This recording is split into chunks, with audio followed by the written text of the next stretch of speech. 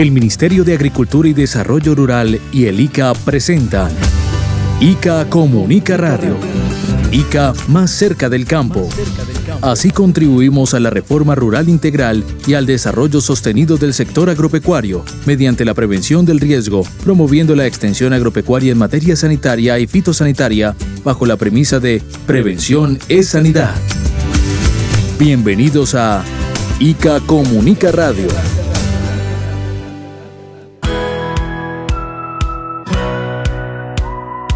Poder labrar la tierra, poder aportarle a la ciudad con nuestros productos, con cada una de nuestras cosas que hacemos a diario. Entonces ser campesino es una bendición. Ser campesino es tener arraigo al campo, actividades netamente agrícolas y pecuarias de las cuales se pueden sustentar muchas familias y ayudar para que las personas que se quieran especializar en estas áreas puedan seguir adelante. Para mí es un orgullo que mis padres sean campesinos, porque además cuando estamos en épocas muy difíciles tenemos sembrados, lo cual nos ayuda a alimentarnos. También es un honor para mí ser campesina porque puedo ayudarles a mis padres. Es la alegría del campo, la tranquilidad, mucho bienestar en el campo. Cuando yo tengo vacaciones puedo ir y conectarme con la naturaleza y también me puedo conectar con mis animales para jugar con ellos y no divertirme con los celulares. ¡Que viva el campo! ICA, más cerca del campo. Muy buenos días para todas las personas que nos acompañan con su amable sintonía en esta bonita mañana de domingo. Otro de los bonitos días para el campo colombiano, porque aunque el campo no para, se hacen otras actividades en familia. Instituto Colombiano Agropecuario, ICA. Gracias por escucharnos. Recuerden que un productor agropecuario informado y capacitado es un aliado para la reforma agraria, la revolución por la vida desde el campo colombiano y para la seguridad alimentaria del mundo. Yo soy Lizeth Juliana Castillo Pineda, hija del municipio de Saboyá, la tierra La Cucharita, y junto al equipo de ICA Comunica estamos listos para entregarles toda la información. ¡Hola, su persona! Si su merced no tiene idea de lo que es la resistencia antimicrobiana, párele bolas a este mensaje. Si sus animales se enferman, arrímese a yo y le echo un cuento. Existen bacterias que son resistentes a mucho antibiótico y medicamento. Por eso la vida está en riesgo y los tratamientos no valen. El ICA lo dice, compadre, el veterinario es la clave. La finca más limpia que nunca, higiene y vacunas al día. Si el ICA lo dice, compadre, esa es una gran garantía. Mejore las áreas de desinfección, reduzca los riesgos de propagación, aplique medidas de bioseguridad y una asesoría muy profesional. ¡Ey! Así es que es. Hoy continuamos con el segundo programa de nuestro especial en prevención, control y erradicación del caracol gigante africano, plaga que debemos combatir. Y por eso continuamos con nuestra invitada, la ingeniera agrónoma del ICA, la doctora María Fernanda Díaz. Ella es especialista en ciencias agrarias y lleva mucho tiempo trabajando en este tema del caracol gigante africano.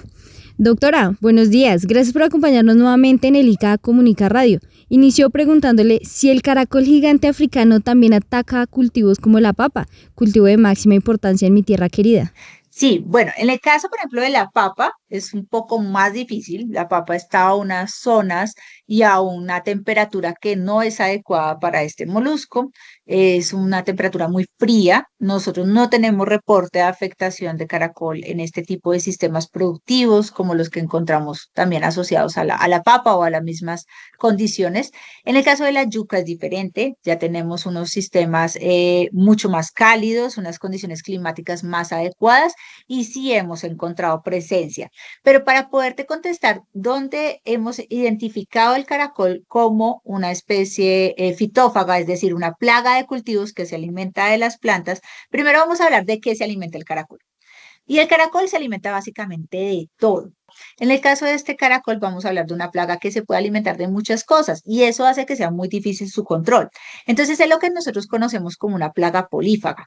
¿Qué es polífaga? Que se alimenta de diversas especies de plantas de diferentes familias y, digamos, no discrimina mucho entre ellas.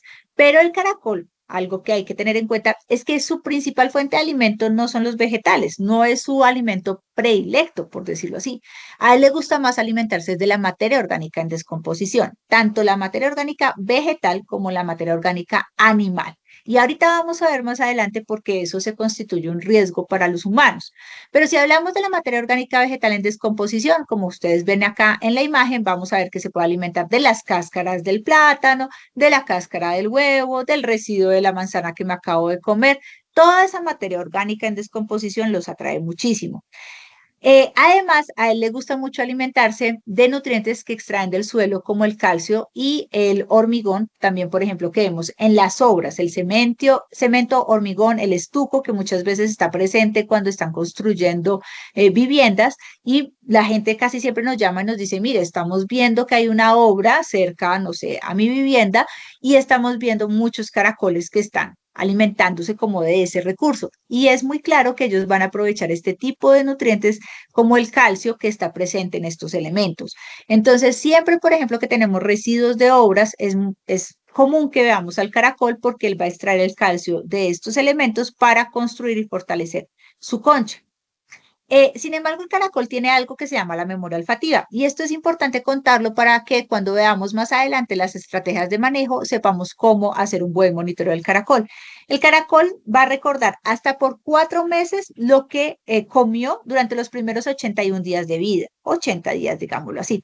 Entonces, si por ejemplo, él nació en un ecosistema donde hay mucha presencia, por ejemplo, de banano en descomposición, caen racimos o caen frutas en descomposición, él va a recordar que su alimento es ese.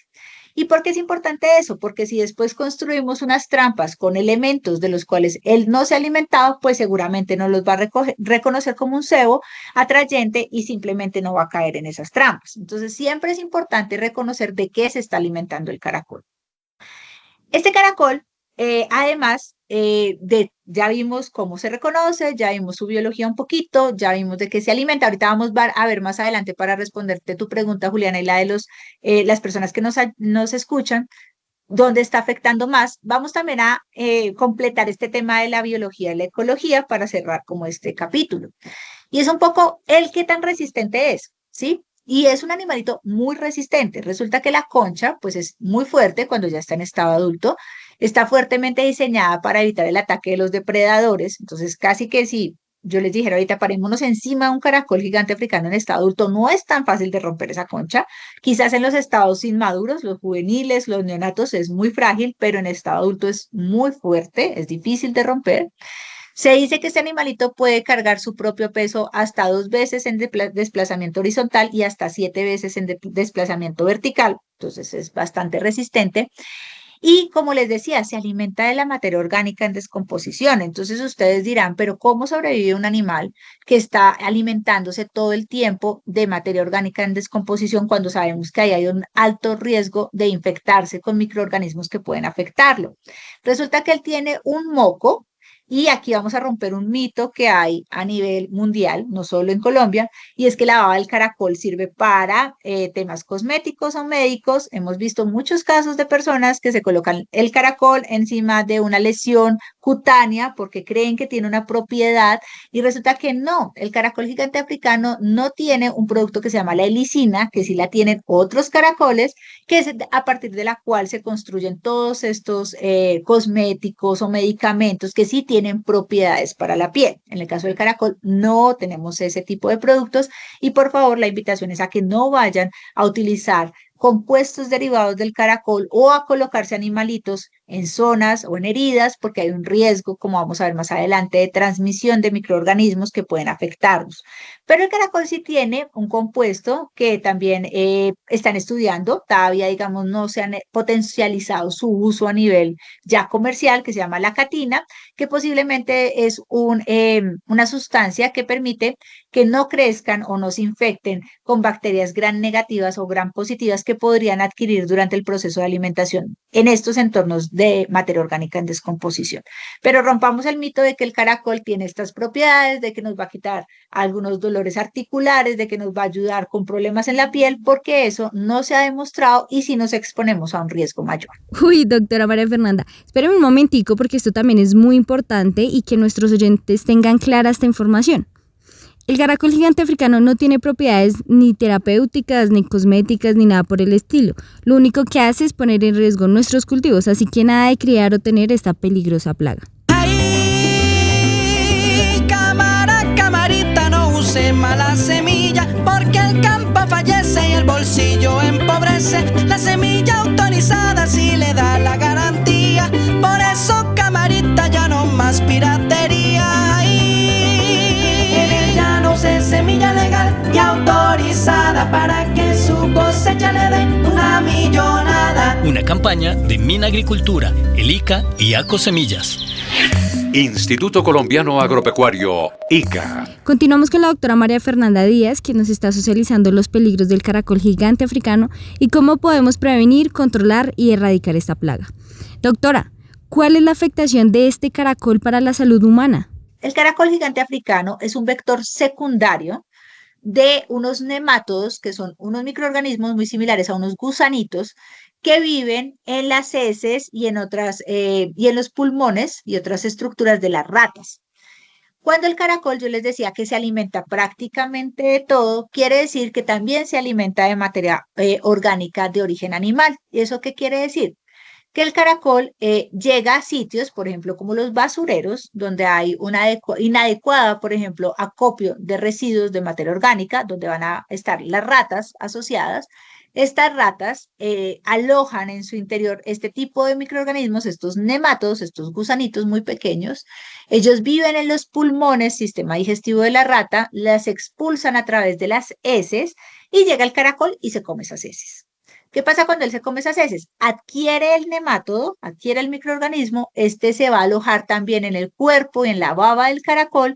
Y si, por ejemplo, nosotros consumimos los alimentos sin el debido cuidado de lavar muy bien las frutas, lavar muy bien los vegetales, o simplemente, como les decía, utilizamos un caracol de esto con fines cosméticos, pues tenemos un riesgo muy grande que a través de las mucosas, como bueno, la mucosidad de la nariz, la boca, los ojos o heridas que tengamos, podamos adquirir estos nematos.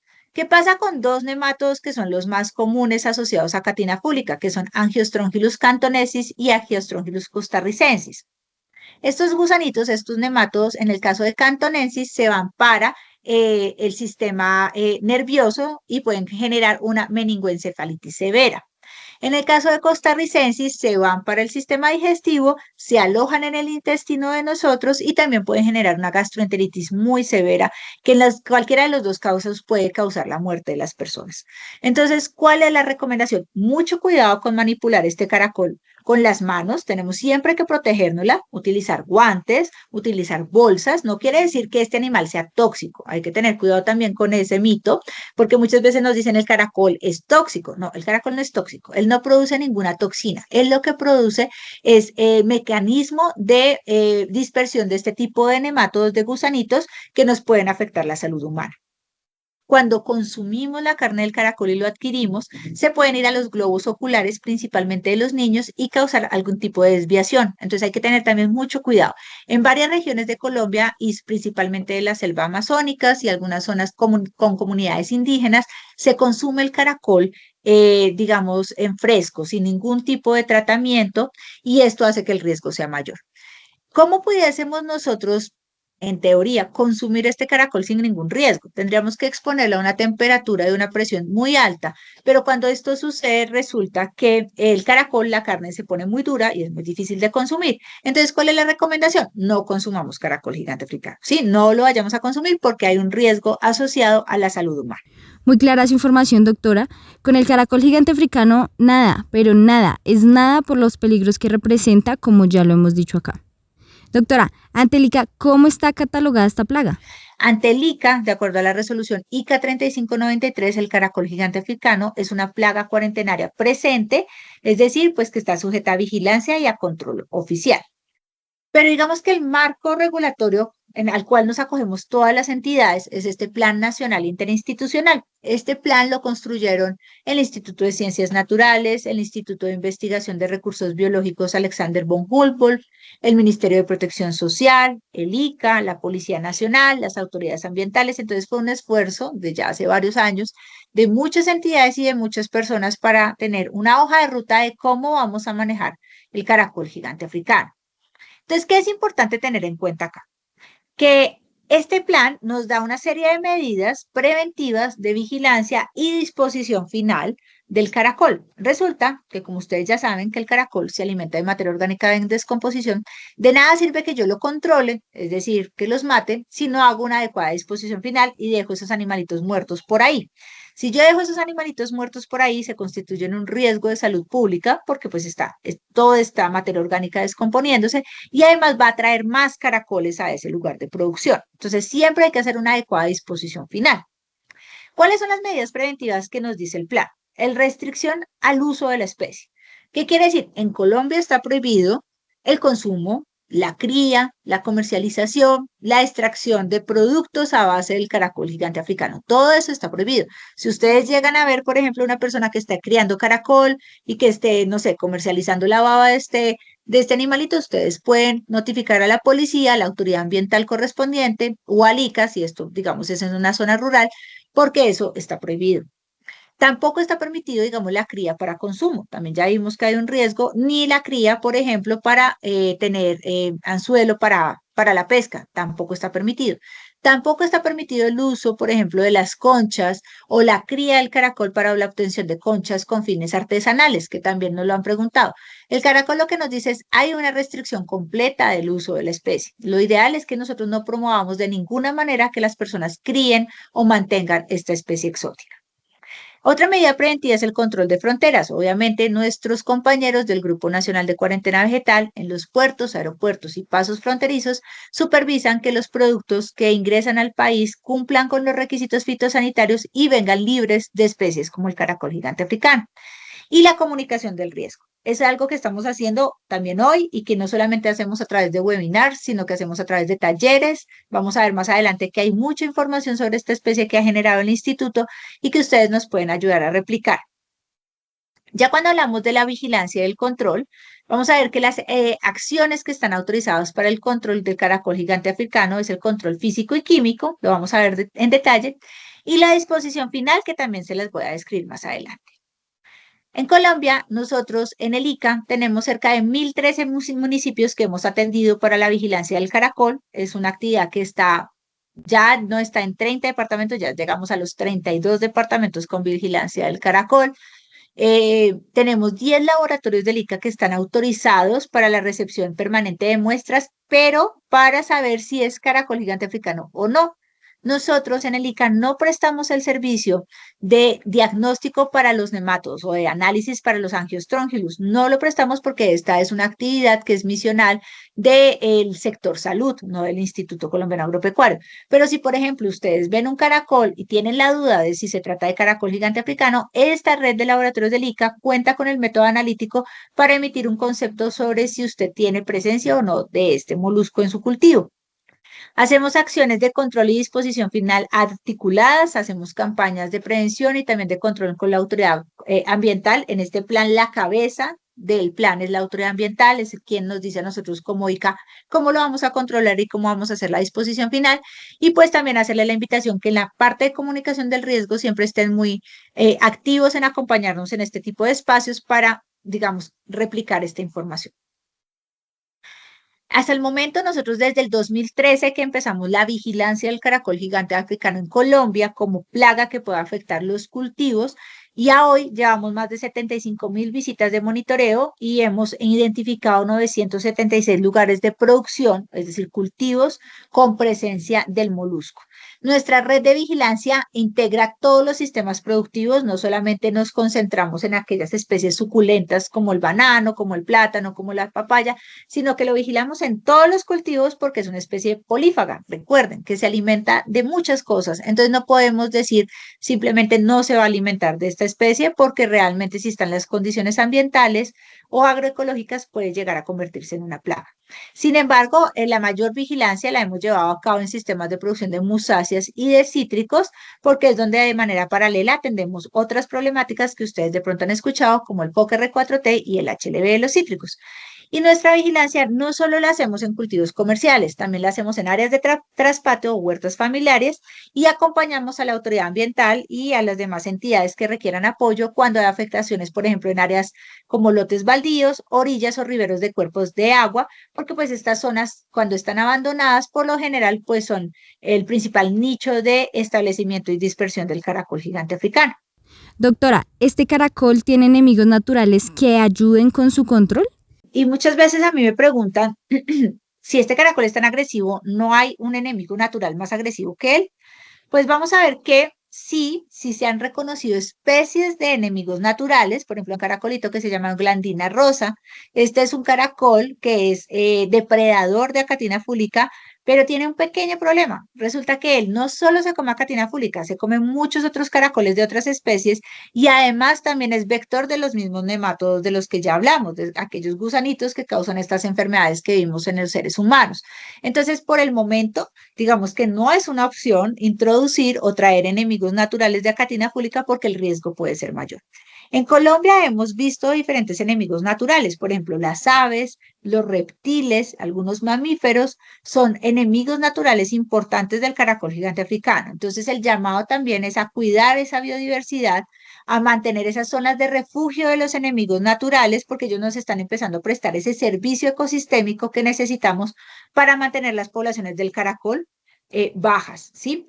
Hay aves también que están generando un control importante en diferentes zonas, pero pues tenemos que tener obviamente el cuidado de promover que ellos se mantengan en los ecosistemas.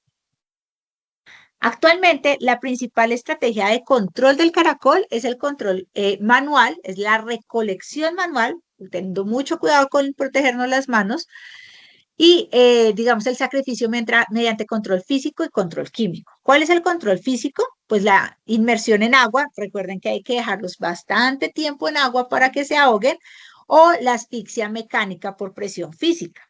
Pero digamos lo que más estamos utilizando y lo que es más rápido es el control químico mediante el uso de arsenato de calcio, sal común, o el uso de molusquicidas. Los molusquicidas están restringidos para su uso en zonas agrícolas, forestales y viveros que cuenten además, que sean productos molusquicidas que cuenten además con registro ICA. No vamos a utilizar un molusquicida, por ejemplo, en el jardín de mi casa porque hay un riesgo. Estamos hablando de un plaguicida que tiene una categoría toxicológica y que puede generar unas afectaciones. Entonces, no lo vamos a recomendar para ese tipo de situaciones donde vamos a controlar el caracol. Mejor, como les digo, recolectándolo, llevándolo a canecas con arsenato de cal o cal agrícola y sal, y simplemente estos productos van a causar una deshidratación severa del individuo que va a llevar a su muerte. Entonces no necesitamos nada más. Pero no es solo recogerlos y ponerlos en canecas con sal, sino que además hay que hacer la disposición final. ¿Cuáles son las 4 estrategias de disposición final que están autorizadas? La incineración, pero la incineración la hace la autoridad ambiental o la alcaldía mediante una normatividad que permite la incineración, por ejemplo, en hornos crematorios autorizados. No es que yo recolecte mis caracoles, haga una pilita de caracoles y los incinere. Eso está prohibido. Las quemas, recuerden que están prohibidas y que tienen una normativa que emite la autoridad ambiental. No vamos a hacer incineración, esto lo hace la autoridad ambiental. Al igual que la hidrólisis alcalina, utilizar este tipo de sodas cáusticas es bastante peligroso y por lo tanto quienes hacen la disposición final con hidrólisis alcalina son la autoridad ambiental que cuenta con el personal y los insumos adecuados para hacerlo.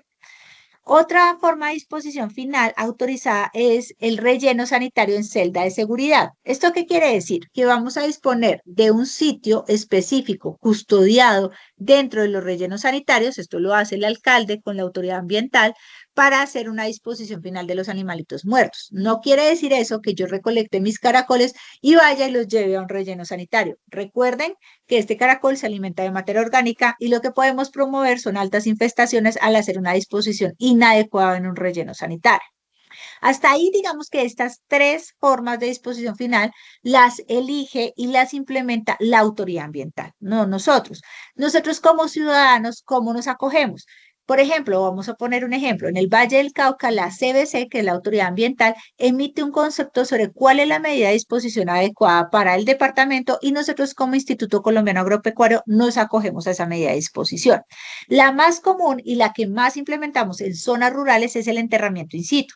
¿Esto en qué consiste? En hacer un hueco, una calicata, en una zona adecuada que va a estar lejos de cuerpos de agua, lejos de las viviendas o lejos de los cultivos, de una profundidad de 2 metros, 1,5 a 2 metros, y vamos ahí a depositar todos los individuos previamente sacrificados, haciendo una supervisión de no contaminar el agua, no afectar redes de instalación de gas, por ejemplo, y no tener posteriormente una afectación también a nuestros cultivos. El enterramiento in situ también es supervisado y autorizado por la autoridad ambiental.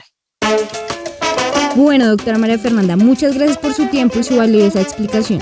Y papel y lápiz, amables oyentes, para que apunten estos tips o recomendaciones principales que nos deja la doctora María Fernanda.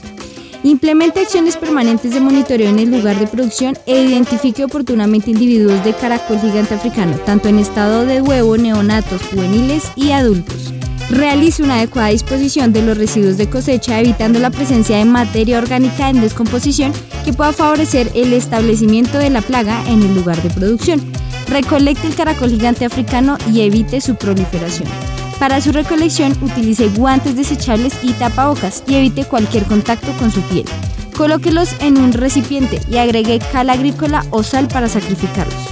Evite el contacto directo con los ejemplares, estos son transmisores de enfermedades. Si identifica la presencia de la plaga, informe de manera inmediata a ICA, a las UMATAS o a través del correo electrónico epidemi.agricola@ica.gov.co. Repito, epidemi.agricola@ica.gov.co. Recuerden que el caracol gigante africano no tiene ninguna propiedad medicinal, terapéutica o cosmética y pone en riesgo la salud humana, el medio ambiente y la seguridad alimentaria de todos. Gracias por su amable sintonía. Los esperamos el próximo sábado a las 5 de la mañana con otro programa del ICA Comunica Radio. ICA, más campo, más vida. Hasta aquí, ICA Comunica Radio. Programa del Ministerio de Agricultura y Desarrollo Rural y del Instituto Colombiano Agropecuario, ICA.